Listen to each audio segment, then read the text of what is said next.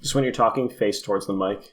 That's your best bet. Lean forward more than backwards, because if you lean back in your chair, they're not going to hear you. It's going to be bad for your posture, but you're going to lean forward when you're talking. It's just better. Or you just sit like I normally do. Yeah. Hunched over with the weight of your guilt. What did you do wrong? I'm legally not allowed to say. Let's just say that there's several countries I'm not allowed back in. Is it have anything to do with Randy Newman? No. No? No. Okay. I was going to go with George Foreman, but same principle. What? The guy who makes the grills and boxed? I was going to make a me and George Foreman have beef joke regarding steaks, but I don't think it pays off here. Are you as lost as I am? I've been lost this whole time. Okay. Isn't George Foreman a short guy? No, that's... I mean, like, I know that... You're thinking Gary Coleman. You're thinking Gary Coleman. That's the hot plate boy. The hot plate boy. Gary Coleman's hot plates. What? Gary Coleman's hot plates. Is that a thing? Yes. Actually? I think. That's why I was getting stuff mixed up. I thought we were talking about George Foreman and his grill. There's George Foreman grill, and then there's Gary Coleman's hot plates. See, I'm going to believe you because I don't want to face a... Who's on first? I don't know.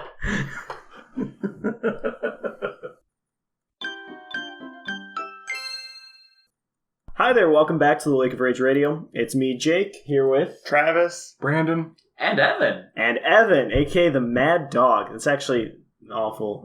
Do we want to explain that nickname, or do we want to restart that recording? Nope. No, he's right. just called the Mad Dog. You'll have to Don't question it. Don't question it. Hi. Evan's our very good friend and also fairly decent Pokemon nerd. And wanted to be on an episode of the podcast. And since like half of our viewers already know him, it works. So every episode I have to make a joke about how we have like 2 viewers. That way one day when we have 4 viewers, they'll be like, well, they're so much bigger now. Mathematically, yeah. 100% more. 100% I mean, that's more. Depending on the time frame, that's an exponential growth. Dude, for sure. Honestly, literally ever. It doesn't matter. It doesn't matter the time is. frame. It just is exponential growth. So probably. I don't know math. Who knows math? Me. No one knows math. It's actually just a joke. That explains why I'm so bad at Pokemon. No, that's nuts. All right, so we're post E3 by like a week at this point. And if you've been on the internet lately, you've noticed people are upset about a lot of things, specifically Pokemon. And I think today we're going to talk about that. But before we get to the things that people are mad about Pokemon, let's talk about the things that people are happy about with Pokemon. Does anyone have any? All right, so now that we've exhausted that list. No, okay, let's talk about the new Pokemon. We got 2 new Pokemon. We got Yamper, the electric corgi Pokemon, and we got Impidimp.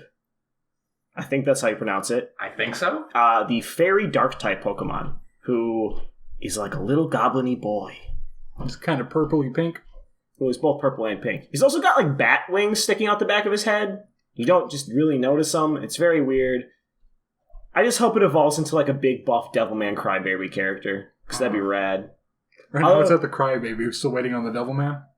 It's really more just like a little shit. I love to hate it.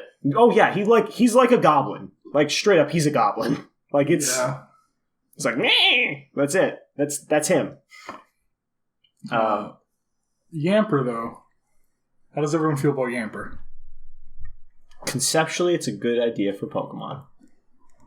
It has a heart on its butt. And that's adorable. Its color scheme, on the other hand, leaves much to be desired. See, I don't hate its color scheme.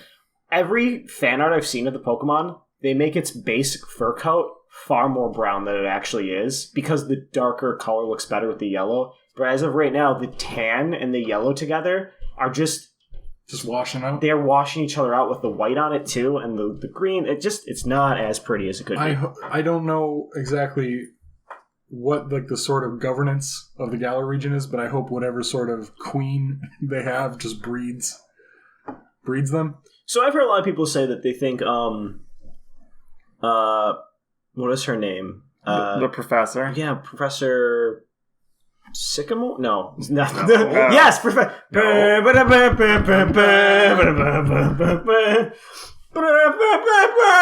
I'm clipping the audio hard. I would hope so. You were tapping on the table. Oh, that's probably not what's clipping the audio. It's probably my beautiful voice. Sure.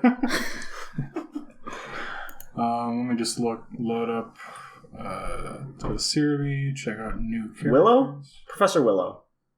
That sounds right. Nope. Isn't Professor Willow Professor Woodchipper from Pokemon Go? Yeah, I think I'm like you're right. 900% sure that he's God, Professor so many Willow. trees. Man, I wonder if that's a coincidence. Magnolia, that's right, because Magnolia is also the Japanese name for podcast hasn't been finished editing, but you'll find this out in the other episode of the podcast, Evan, is the Japanese name for Professor Burnett. Or no, the Italian name for Professor Burnett. There we go. Okay. Professor Willow. Or Magnolia. Magnolia. Wow. Hey, guys. Trees, huh? Shows how much I know about my plants. I thought that was a flower. It is a flowering tree. Okay. There you go. Okay. So you were right. Okay. I don't really know where we were going with that, but like, I think she's based off of the Queen of England. I think that's going to be like the approximation there, is that they go with that. Maybe. That'd be cool. Just has a bunch of corgis. Yeah, actually, yeah. No, but yeah. I'm going to level with you, listeners. I'm colorblind, and I hate this thing's colors. He's very colorblind. Remember in the last episode where we make fun of our friend Evan because he's colorblind? This is that Evan. I'm still colorblind. We haven't fixed it yet. We're trying to figure out a way to do it. Yeah, nothing's changed on that front. I've tried those like old vintage 3D glasses. The red-blue ones? Yeah, the ones just had no effect. No, but he did It's look red-green colorblind. But he did look rad, not red-blue colorblind, yeah. Well, wait, does that mean if we just get you red-green, just make custom... Oh, who's got money for that? Ugh. I think there were a couple movies that That's used fine. red-green glasses. Really? We could go find some vintage ones. Or we can just buy some red and green cellophane. Yeah, who has money in this economy? People. It's just a question of how much. Really? Yeah. For all we know, cellophane's expensive. For all I know, it's not.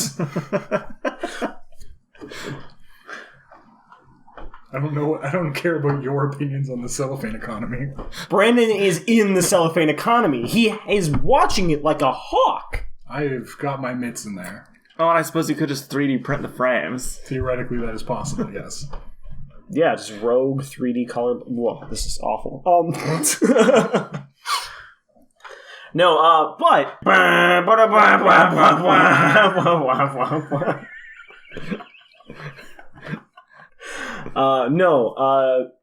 we also got a new gym leader, the water type gym leader. Her name's Nessa. Does anybody have anything they want to say about Nessa? Loch Nessa.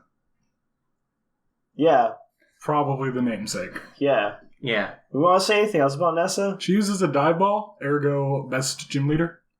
Except in the Demo. demo, they gave her a regular Pokeball, which I am not supportive of. I mean, she also does have a colossal dreadnought.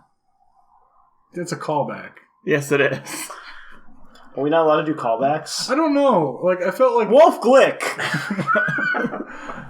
Sure, like, that's a good callback, but... I don't know. Just reiterating the same bad pun's it's not worth Are it. you admitting it's a bad pun? Because I thought it was great. Yeah, I also thought it was pretty good. That's why I'm making a callback here. Those are non-unique. It can be both bad and great. You're not wrong. Might not be right, but I'm not wrong. That's just the Brandon way. That is my motto, yes. The MO. Ness, the internet thinks Ness is attractive, and I don't think anybody disagrees. I think she looks like every other female Pokemon gym leader. There actually has been a lot of controversy over design. Really? A lot of stuff, like a lot of people have been arguing that it's definitely over-sexualized because of the nature of the outfit. Is Misty?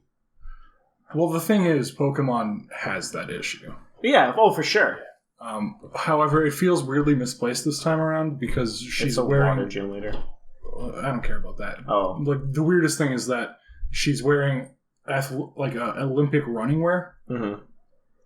but she's a water type, so but like it's still in line with like the outfits you'd see on Olympic athletes. Sure. So it feels like this time it's maybe a little bit misplaced, but no, Maybe. Pokemon does empirically like have a history of like characters with too short of like skirts or shorts or all that stuff. Oh, yeah, I mean, Absolutely. have we not seen Wallace in Omega Ruby and Alpha Sapphire? That man is showing off way too much hip bone and front girdle of hip. It's something spectacular. You're looking it up because you got to see Wallace. His ORAS outfit? So like Wallace and Ruby and Sapphire, people are like, it was a lot. That's fairly flamboyant. And then you go ORAS, and Wallace is, oh man, he's probably on the show Queer He's got in the he's Pokemon got pants world. that aren't held up by anything except what's almost a Borat strap. Yeah. It's pretty good. I love That's in a Pokemon game, kids. It took me a minute when I first saw him to realize there's nothing underneath that. No, he's not wearing underwear. You just got a straight shot from like below the ribs to the top of his thighs. Oh yeah. I don't know, maybe he's wearing some kind of weird No. some weird suspender underpants. Suspender pants? Suspender pants. I don't think so. I'm horrified no matter because even so here's the thing. You wouldn't wear that unless you had a reason to wear it. We're not going to keep the rest of his outfit. Choice. Isn't the rest of his outfit a reason to wear that? Professor Sycamore is just sitting there with 4 buttons undone, walking around, hitting on anyone, including your mother, he can get his hands on. That man is my idol. One day I hope to be him. Is this a Butterfree? No, that's a pit of. I think the weirdest thing, just to get back on track, the weirdest thing about Ness's design is the lifesaver buoy thing she's got on her shoes. No, that's the best thing about her design. There's just 2 orange rings on each side of her sandal. And I've seen a couple fan art where she's standing underwater with just the bottom of her feet right at the surface. That's a power move. Yeah. Yeah. I was going to say, it actually reminds me of the flotations on your bike in the game. Oh, yeah, a little bit. That's interesting. Her shoes are so powerful, she doesn't need a bike. Are you implying she's already not Jesus? I'm not implying that. That's good. She's clearly Jesus. She's like the Beyonce of this game.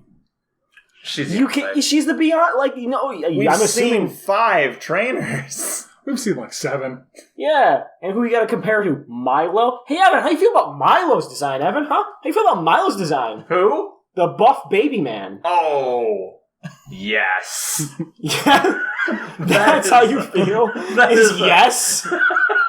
Well, let's see. So I saw his No, let him finish, please. I saw his design, and my first thought was, well, this might as well happen. I still don't know where they put his nose. Well, so he's a Krillin. So here's the He's thing. just Krillin. Here's the thing. He has weird-looking anatomy. He has enormous muscles, and he summons a giant monster that appears behind him. Oh my god, I hate this already. Oh no. He's not a JoJo. He's a JoJo. No. He's too round to be a JoJo. He's not built like a refrigerator. Yeah, and neither... He's more built like a dump truck.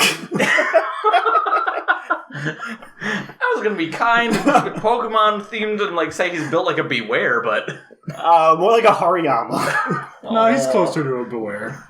Just big and fluffy, Yeah, so he fits perfectly in the JoJo world. with no defined head. Somewhere the neck starts being a head. Who knows?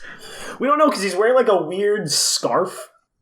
We don't. His character design is a mess. Oh God, Travis. So worried about spiders? Yeah, I'm worried about spiders still. 2 episodes in a row now. I was like, Jesus. Now I'm just gonna forever arachnophobia forever. God. So you played against Brandon's Araquanid. Any man would fear it. It is spooky. But what else? So what else did we see from the E3 stuff? we got to walk around the wild area a little bit. And in the process, confirmed my greatest fears with it. That Travis is bad at video games. That we have to go back to it multiple times. Travis doesn't like change in video games. Fairly evident for his opinion on fairy types and everything else. But for the rest of us, how do we feel about the walk around, your other characters walking around with you in the overworld? I have a follow-up to Travis. Okay. How do you feel about Hyrule Fields and Ocarina of Time?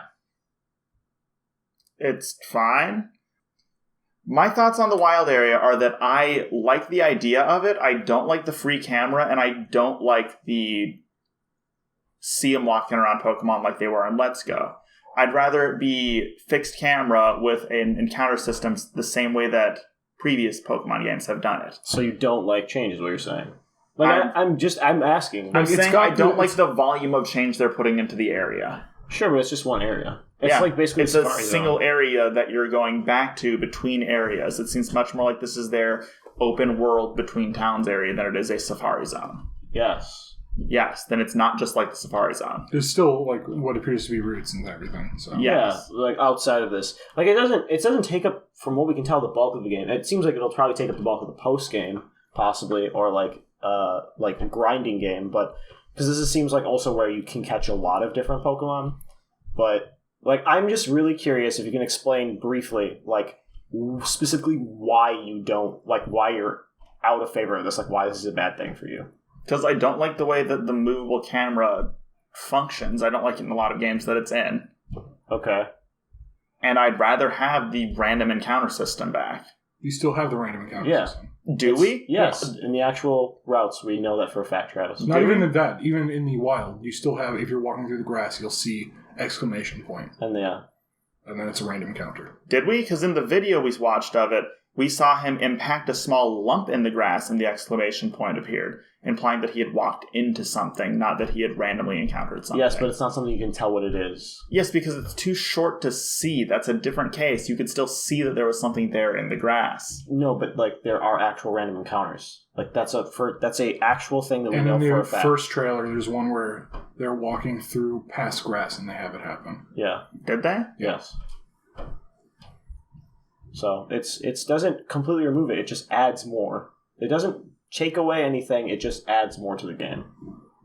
So what was the question that started all this? I don't remember. How do we feel about the walk around? How do we all feel about the walking around? You can now see this functions as sort of your like Pokemon Plaza or whatever, the thing where you like Wi-Fi trade your festival plaza, yeah. And I was just asking how we feel about that, because you can now see other players walking around in your wild area, as we could see with Masuda and the other guy who was like doing the main playing, were walking around in each other's games. You kind of got to do that in Black and White, right? Did you? You got to like play as like an NPC in another person's game, and like they could see your character move around. You straight up got to do that in Diamond Pearl Platinum in the Underground. Yeah, you're right. You're right on that. Yeah. So it's not the first time they've done something similar. This is probably the most interactive. Yeah. We see the new Pokemon item that everyone is sure to love, the bag of potatoes. Also, the peculiar root, was it? Or pungent root, that's what it was. He finds it at the side of the water, the pungent root. So it seems like there's going to be some sort of, like, bigger cooking theme to this. Like a cooking mechanism, sort of. Instead of, like, you're making Pokemon food instead of making, like, poffins and stuff. I think that's interesting and kind of cool.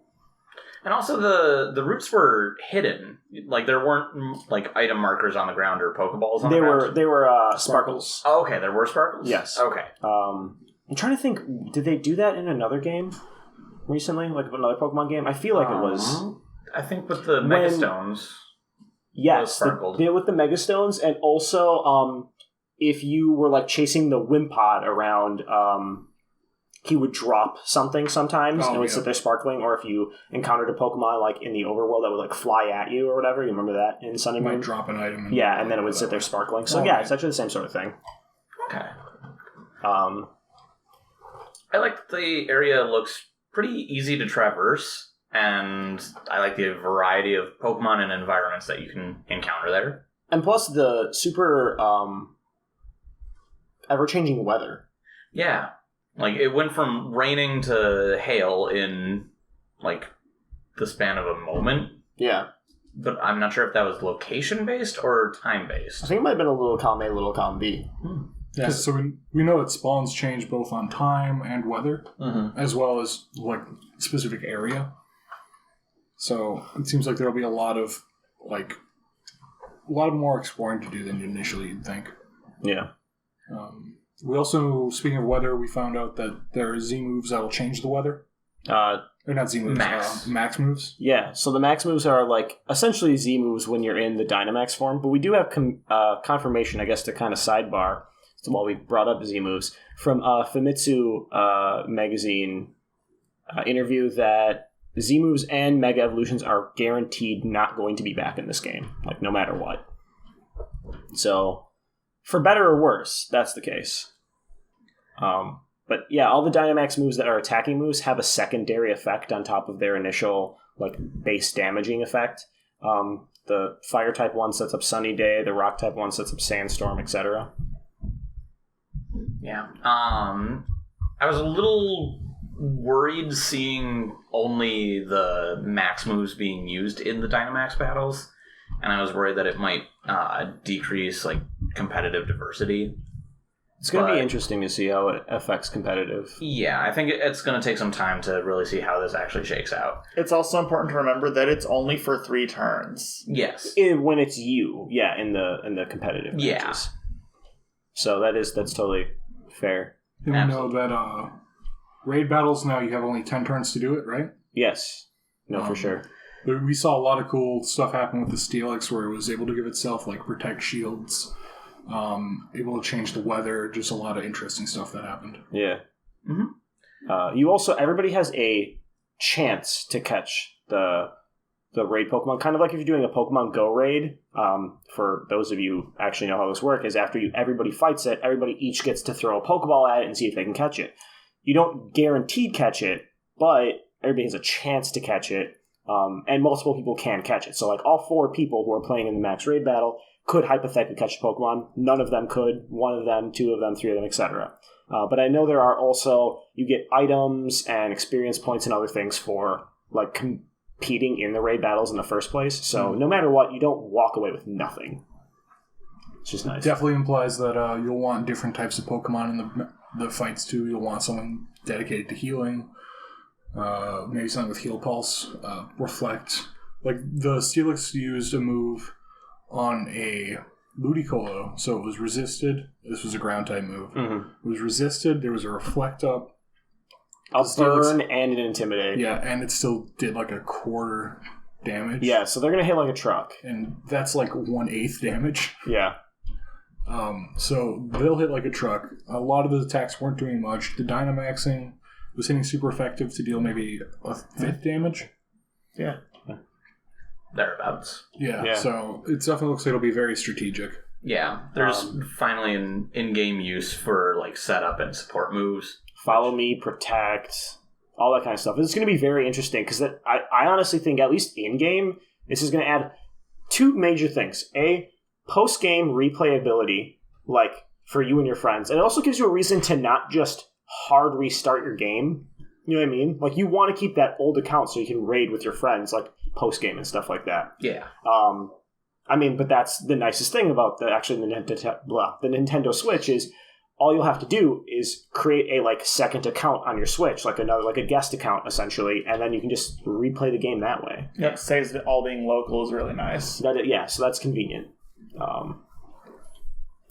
Downside is, since it's Nintendo, your saves are only local. They don't get saved to an SD card. Cloud storage probably won't work for Pokemon. So if your save... No, we knew that for a fact already for months. So if your save gets kaput or your Switch needs to get repaired, you can kiss all your saves goodbye for Pokemon because there's no way to back them up at all. Yeah, there's also that concern with Animal Crossing. Yeah. Well, I mean, it's been the same way kind of with the cartridges, though, to be fair. Yeah. Like, if your cartridge is damaged or lost... It's harder to break a cartridge than it is to break a system. Though. You could accidentally put it through a washing machine or... They still generally work after that. The problem with it being on a system is if my system dies, not only am I losing my Pokemon save data, I'll be losing my Splatoon save data, my Dark Souls save data if I had it. Splatoon is cloud saved. No, it's not. Splatoon 2 is not cloud saved. I believe that's incorrect. That's factual. Splatoon 2, Animal Crossing. Anyways, that's not super relevant. It doesn't really matter. Splatoon is in Pokemon. But yeah, if the Switch goes bye-bye... Then you lose all of your save data, and Nintendo really should have a way to back up your own data for any game. Theoretically, they should pull it off of the system, but I already had to send in my Switch because the battery died. Mm-hmm. Or maybe some sort of charging board failure where it was charging extraordinarily fast and draining at like 1% a second. Just on the home screen. Mm-hmm. And when I sent it in, they told me there was a chance they wouldn't be able to recover any of my data. I don't remember what the result of that was. I don't know if I had any games on there that actually really use data. Breath of the Wilds. Oh, yeah. I think, you have the same save. Yeah, they did manage to transfer Breath of the Wild. Yeah. I think that was the only game that mattered. This is very early in the Switch's life cycle. Yeah. It was like 5 months into the Switch. So there was like 3 games on the Switch that you could play. Yeah. Still worth it. Like, I had to go and re-download all my little games from the App Store or whatever, but... Other than that. Yeah. So, when you send in the actual Switch, if there's a failure or something, they should be able to maybe transfer it. It's a little weird, though, if you're outside of your warranty cycle. It's definitely something a lot of people are concerned about, but we'll wait and see how that plays out. Yeah. Like, I think largely with Pokemon Home existing, you're probably safe. And I think that might be the segue. Yeah. To the thing. So if you have been under a rock for like the last week and you haven't heard, only Pokemon that are available in the Galar region Pokedex will be able to be transferred from Pokemon Bank to Pokemon Home to the game. And you can still trade Pokemon from previous games and Bank, Let's Go, and Pokemon Go into your Pokemon Home, but they can't be traded into Sword and Shield, at least as of release. This has caused a lot of people to get vitriolic, I think is probably the correct word to use here.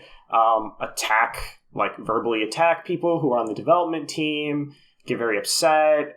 People are saying they're going to boycott the game unless they have the National Dex open. And to be honest with you, that's not helpful at all to like the situation at hand. Like, whatever your opinion on it is, like, being like aggressive and violent towards the people who are making the game, and like they have a very clear deadline. They have to get the game out by a certain point. They're still working on it right now, and they're filling as many Pokemon as they can into the decks, but like you can only fit so many Pokemon, in such a crunch time. Especially when they're doing full 3D renders of everything. Switch cards have a cap at 32 gigabytes? I'm not quite sure.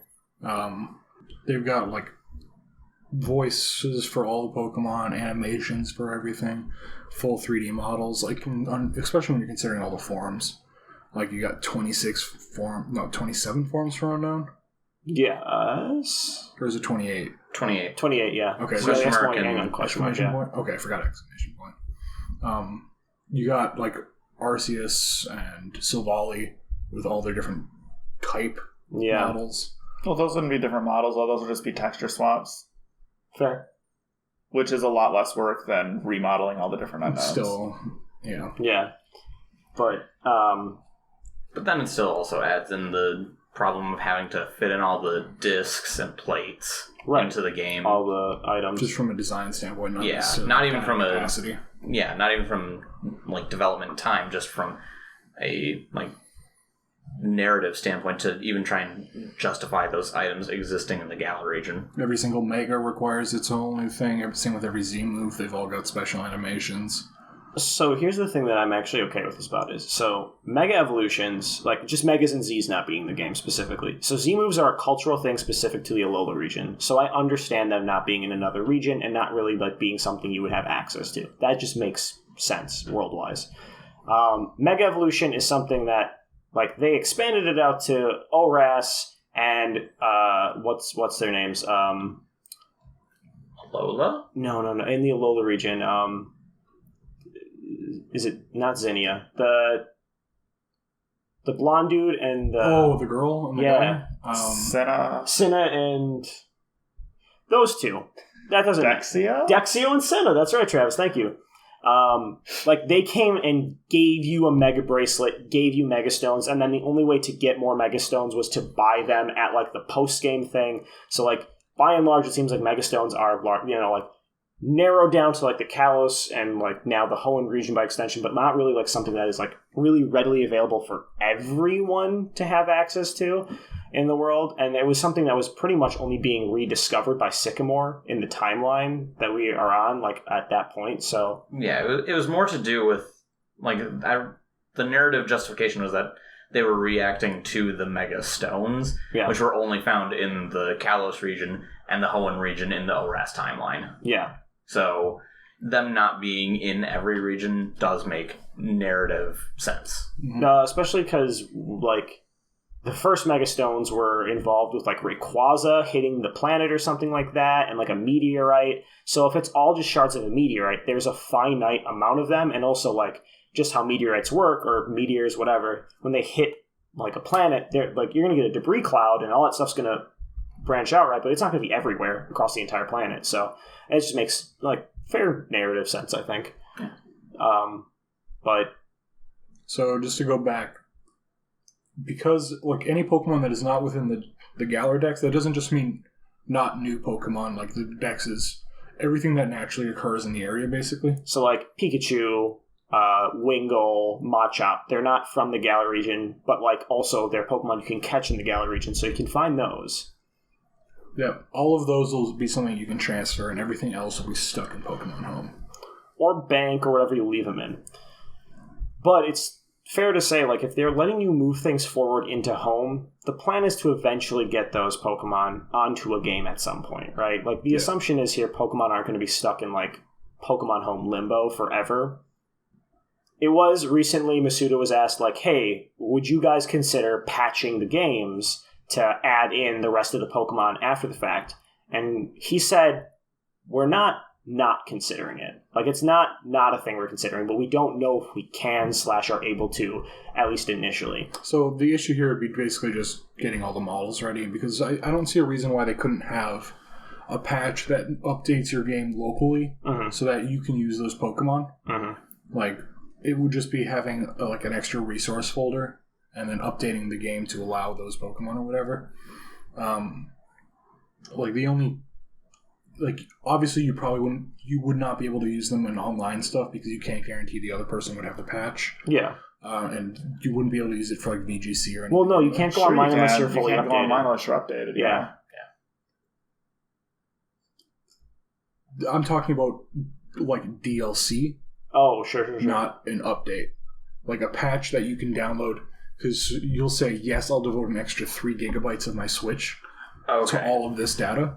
Okay, and then it allows me to use my Pokemon and just going out in the region, using them for, like, Trainer Tower or whatever they decide to use as a Elite Four.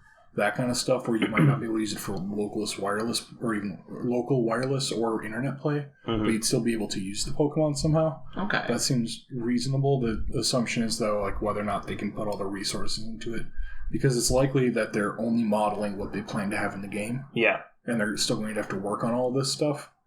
They did tell us that this is going to be the largest Pokedex of any Pokedex ever, and that they really took a lot of time considering like what Pokemon made narrative sense and like what fan Pokemon like they know we're going to want to see. So you have Pokemon like Gengar, Gyarados, Milotic, Machamp, Pikachu. Like, we haven't seen Eevee yet, but no, actually we have. We saw somebody had an Eevee in the crowd. So, like, but, like, real big fan favorites clearly are going to be in there. Like, what's his name? The guy I don't like? Leon, yeah. Champion Leon has a Charizard, you know, and as much as some of us think that it's a super overrated Pokemon... Yo. Charizard is clearly a very big fan favorite. Yeah. So notable favorites, we've got, like, Charizard, the Pikachu line, Clefable... like Ninetales, Arcanine. It's like a whole bunch of favorites. Yeah. Like, if you can just like go to Searby. You did just list off a bunch of general Pokemon, to be fair. Yeah, I'm just scrolling stuff. Yeah, I know. You just go to Searby and look down. Yeah, we have confirmation on Eevee. Galvantula. Togekiss. Yeah. Golurk. Sneasel. Seismitoad, my big warty boy. T-Tar. That's a good boy. Oh, wait. Wailord is confirmed in this game. Fantastic. Oh, he's going to be so big. Oh, no. People are going to get Dynamax. I've seen so many jokes. I don't think they get squished. Wailord's really not heavy for his size. No, it's like... He's a blimp Pokemon. Yeah, so they just, like, beach volleyball him out of the way. You can get squished and not, like, squished to death. Yeah. Squish. Yeah, there's a distinction there. For those of you who don't obviously see, because we don't have any... only, like, 900 I just poked Travis in the cheek. And we'll squish, you know. Roserade. There's a lot of Pokemon that are in here. That they're in there. Yeah, and, like, we clearly haven't seen that. Oh, boy. Many. Yeah, like, so they're slam dunking a lot of Pokemon into the game. Mimikyu. Did we see Mimikyu? Apparently. Okay. I believe you, Joe Merrick. Malamar's in here, so you're going to have to hold your Switch upside down. There is a gyroscope in it, so... Yep. Maybe just hold your controller upside down. No, whole Switch. That would mean if you're sitting there on the couch, though, you'd have to go click in and pick up and turn on your Switch. And I'm pretty sure the gyroscopes are going to be in your right Joy-Con. Yeah. So you're probably just going to tip your whole controller right setup. Joy-Con. I know, Tip your but whole Switch. But just for I'm going to tip the whole Switch. tip the whole Switch. Tip the whole Switch, boys. Tip the right Joy-Con. Go whole Switch. Whole Switch or no Switch, kids? Right Joy-Con. Whole Switch Ferda. Never right Joy-Con. Always whole Switch Ferda. Right Joy-Con. Ferda. You always Bardowskis, bud. You always Bardowskis. Jesus Christ. So yeah, Schmelz, am I right? It sucks that we're not going to be embarrassing. guaranteed like all of our fast favorite Pokemon or whatever. And that is like... But we are basically guaranteed that at some point they'll be useful. And it's not the first time that like a new game has come out and you didn't immediately have access to the things you liked from prior gens. I mean, Bank existing. Like, it took them a long time to update Bank for everything, too. Yeah. Bank updates were delayed. You couldn't get Pokemon into Black and White, or from Black and White into X and Y for, I want to say, 4 months. Yeah, it was a significant period of time. Like, You it's couldn't not, pull stuff into Sun and Moon for a hot minute either. it's not the first time this stuff's happened. This might be the most extreme version of it so far, but like the Pokemon company knows how much people's favorite Pokemon mean. Mm-hmm. And there's definitely going to be ways to use it. We don't even know the nature of Pokemon Home yet. There's like, we know there's some interactivity, you can trade and stuff. Wouldn't surprise me if there's some sort of even like super simplistic battle. So yeah, that's what I was thinking. I was going to comment on this. This was a concept I was tooling around with. So like, what if essentially Pokemon just releases some sort of Pokemon Stadium-esque game where it's basically just the models and character models, like the Pokemon models and the character models, and you can basically just import your Pokemon from home into like a Pokemon Stadium-esque game, and you just play that. Just like the new Just Battle PBR? Coliseum. Basically, Pokemon Battle Revolution or Because Coliseum Stadium, was etc. a lot more. And Yeah, you're honestly, right. Stadium was a lot more than PBR as well. How much more? Like Stadium the mini games. It had the mini games. It had like A sort of pseudo story mode with the So did Battle gym Revolution. leaders. I just know none of us played Battle Revolution, but I looked into it because I was curious about how it worked. There was a story mode. Okay. I remember And character because like I grew customization. up with Stadium 1 and 2. Yeah. And like seeing Battle Revolution, I was like, I grew up with Stadium and Coliseum, Mhm. and so looking at Revolution, I remember thinking, wow, this is even less than Stadium. It's not, though. It's probably more than Stadium. Well, no, sorry. It's more in the battle situation because there's a story mode. It's like very simplistic. You battle person, you battle person, you battle person kind of a story mode. Yes. But like there's still that same kind of like trainer tower story mode thing like Stadium had. Yeah. But they just didn't have all the extra mini games. Lickitung Sushi, which honestly, like here, I'll pay $60 just to play Lickitung Sushi. Yeah. Pokemon. Yeah. Don't at me. I mean, actually, at me. Give me At no Lickitung one Sushi. else, just him. Just me, Jake of Johto. Your biggest fan. That's probably not true. Wait, wasn't Magikarp Splash a minigame Yes. in Pokemon Stadium? Yes. And then they made that into Magikarp Jump, a mobile game. So maybe we'll get all of the other Pokemon Stadium minigames as mobile games. I cannot wait for Eevee Go Round. I look forward to playing Lickitung Sushi on the go. But Brandon, you were saying? I don't know anymore. I know, you look so sad. But no, like I was actually toying with that idea. Like honestly, what if they just basically make some sort of like straight up, if you just told me more or less it was going to be you import your Pokemon and you're basically playing like Pokemon Showdown on the Switch, charge me $40 for that, I'd play it, I'd pay it. I mean, Pokemon Home is going to be on like cell phones. Yeah. Yeah. So like, what if you just have like Showdown on your phone, where you can use anything that's stored in there? Make teams, you can just play for fun. But then for like the full Pokemon experience, you can put it into the game. Yeah, I don't think there's a problem with that, like at least initially to me. I'd be down with that. Yeah. But I think it's too soon to make full assumptions on it. and get like really upset about it. But everybody, it's the nature of the internet and everybody just to get really upset about stuff you don't have enough information on. Oh yeah. The game is Build super unreasonable expectations and then get angry when they aren't met. right. Yeah. Because if you look at Travis, but no, like if you look at the game, other than this one thing that you didn't know about beforehand, everybody was raving about how great this game was going to be. Everybody was super excited for this game. Then this one thing happened, and everybody's boycott the game. It's the end of the world. This game looks like trash now, and it's like So Out of all the reactions, I think the people saying that let's not buy this game have the best reaction. Because if you don't like what they're putting out, then don't buy it. Right. And that's totally fair. I think it's important to like keep in mind here, and I think I talked to Travis and Brandon both about this. We already know that Nintendo delayed Animal Crossing, right, at E3, and Nintendo stocks like sunk like a rock afterwards. If they also had delayed Pokemon so that they could fit all the Pokemon into the game, and miss the Christmas deadline. Like, that's the big thing. You gotta remember, Pokemon games come out when they come out so that people can buy them for their kids for Christmas. It's gonna sell consoles. It's like, just, there's a lot of people who don't have a Switch. I know people who I work with, who I go to school with, who have told me already, like, well, I guess I have to buy a Switch now for Pokemon Sword and Shield. That game looks fire. That game looks awesome. Like, we really want to play Pokemon Sword and Shield, and that's the reason they're getting a Switch. So, like, they need to hit that Christmas market because that's how Nintendo's making profits, like, at the end of the day. And even if Game Freak themselves really wanted to, like, hey, give us another half a year, give us another 4 months, it's too late by Nintendo's standards, and, like, they have to work with Nintendo, they have to get stuff done. Especially in the face of, like, they've just delayed Animal Crossing. Earlier this year, they announced they were delaying Metroid Prime 4. Yeah. They've had a lot of delays this year. They can't really afford to have one of their other big-name franchises. Arguably their biggest to second biggest name. Well, Pokemon is, like, the second biggest franchise, but it's, like, the first biggest media franchise. Yes. So, and also, just keep in mind, Pokemon isn't just a game. Remember, there's TCG sets coming out, there's an anime coming out, and if they, like, stop the games in their tracks, that has a domino effect and delays things all down the pipeline. It won't, though. That's the thing, right? So you just be getting anime episodes for a region for games you haven't played yet, you don't have any concept for. You're going to be getting Pokemon cards for Pokemon you've never seen yet. With Generation 3, the anime did come out before the games. Yeah, I remember that.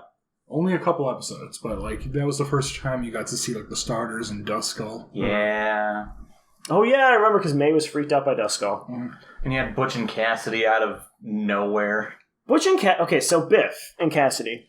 Buzz and Cassidy? Yeah, Butch and Cassidy. Wait, you said my name right. That's my favorite dumb joke, is when somebody actually says Butch's name right, and he gets, like, so, like... surprised and happy. You actually said Butch? Oh. But yeah, no, those characters are great.